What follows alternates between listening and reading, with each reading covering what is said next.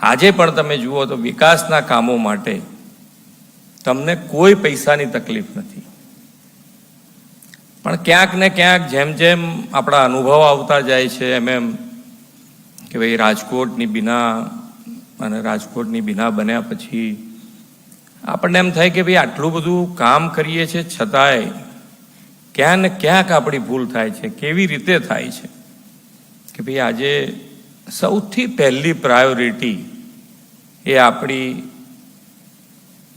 માણસના જીવ માટેની હોવી જોઈએ.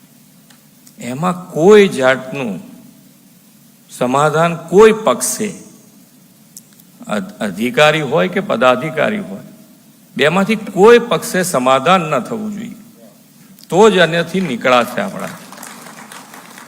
અમે ગેમ ઝોન માટેની SOP મેં કીધું બનાવી તો દીધી છે એમણે, અને પબ્લિક ડોમિનમાં પણ મૂકી છે કે આપણે પબ્લિકમાંથી પણ પૂછી લઈએ કે ભાઈ એમને પણ કંઈક હજુ આની અંદર ઉમેરવા જેવું લાગતું હોય તો આપણે ઉમેરી, જેથી કરીને આવી કોઈ ઘટના ફરી ન બને એના માટે આપણે સૌએ ધ્યાન રાખવું.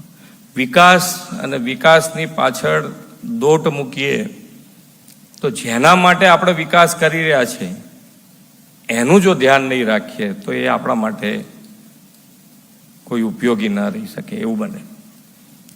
હવે આપણે જે કામો કરીએ છીએ વિકાસના, પણ વિકાસના કામોનું દર વર્ષે 1-2 દિવસ બેસીને એનું મોનિટરિંગ ન કરી શકાય કે ભાઈ આપણે આ વર્ષે આટલા કામો કર્યા તો એ ક્વોલિટી કેવી થઈ છે, ખરેખર કામ થયું છે નથી થયું, કેટલું બધું ક્યાંક ને ક્યાંક આયા જ કરે, કંઈક ને કંઈક આયા જ કરે. આપણે એમ લાગે કે આટલું બધું કર્યા પછી પણ એક કામ આજે તમે જુઓ તો આજે છાપામાં ક્યાંક ન્યૂઝમાં મેં જોયું છે કે ભાઈ કોઈક સરકારી ઓફિસ હોય કે એની પાછળ પેલી પાનની પિચકારી મારે કે નિર્મળ ગુજરાત 2.0 શું એનો વર્ડિંગ એમણે વાપર્યા છે પ્રેસમાં. એ પ્રેસમાં તો આપણને કહે પણ આપણે કરીએ છીએ તારે કહે છે ને. મીડિયાનું આપણે હોય કે નાની નાની કમ્પ્લેનો આપણી જોડે આવતી હોય છે, પ્રજાજનો આપણને મોકલતા હોય છે, પણ આપણને એમ કે હવે આ તો આયા કરે આવું, તો એમ હવે એ આયા કરે જે આપણા મગજમાં છે એને દૂર તો કરવું પડશે હવે, કારણ કે એમાંથી કોણે ખરેખર સાચી કરી છે.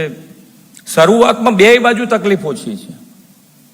શરૂઆતમાં ક્યાંય પણ ઇનલીગલ કોઈ પણ જાતનું કામ એને શરૂઆતમાં જો આપણે રોકીશું તો બંને બાજુ ઇઝી છે. જેને આપણે બંધ કરાવીએ છીએ એના માટે ઇઝી છે, એ આપણી સામે નહીં પડે જલ્દી, અને આપણા માટે ઇઝી છે કે ભાઈ ઝડપથી એ દૂર થઈ જાય. પેલું ઘર કરી જાય, મજબૂત પાયો નખાઈ જાય છે, પછી તમારા બધાને માટે તકલીફ થાય, આપણને તકલીફ થાય. તો આ નાની નાની ફરિયાદો જે પ્રજાજનોમાંથી આવે છે એનું પણ એક સોલ્યુશન માટેનો વિચાર કરી શકાય કે ભાઈ એ લોકો ફરિયાદ કર્યા જ કરતા હોય છે, નથી કરતા એવું નહીં, બધા જોતા હોય છે. હવે તો આપણને સીધી પેલા એમાંથી વિડીયો બનાવીને મોકલી દે છે કે આ જુઓ તમે વિડીયો, આ કામ થઈ રહ્યું છે.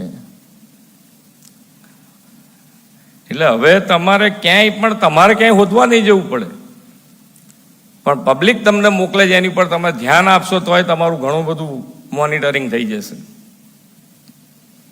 પણ વિકાસ રૂંધા એ રીતની ફરિયાદો પછી કોઈ કર્યા જ કરે તો એ પણ નકામું છે. પણ આપણે બધાએ જોવું પડે કે ભાઈ આ ધ્યાનો રાખીશું તો જ આ બધામાંથી, કારણ કે એટલા બધા કામો થાય છે. મેં કીધું ને એમ કે આજે છાપામાં એક જ જગ્યાએ હશે, ઘણી બધી જગ્યાએ સાફ હશે. આપણી કેટલી ઓફિસો હશે, એમાંથી એક જ ઓફિસમાં આવું થાય એટલે આપણું બધું કામ, તમારું બધું કામ કરેલું ઝીરો થાય. તો આપણે બધાએ તૂટી પડવું પડે ને એક જણ ઉપર કે તું શું કરે, તારા હિસાબે અમારે આટલા બધાને વાપરવું પડે. મેં કીધું છે કે ભાઈ 11 થી 5 ઓફિસમાં જે તમાકુ ખાતા હોય એ લોકોને રિસ્ટ્રિક્ટ કરવા જોઈએ. આપણા બધા જ પદાધિકારી પ્રજાજનો આવતા હોય તો એ લોકોને પણ ઓફિસ અવર્સમાં ના કરે તો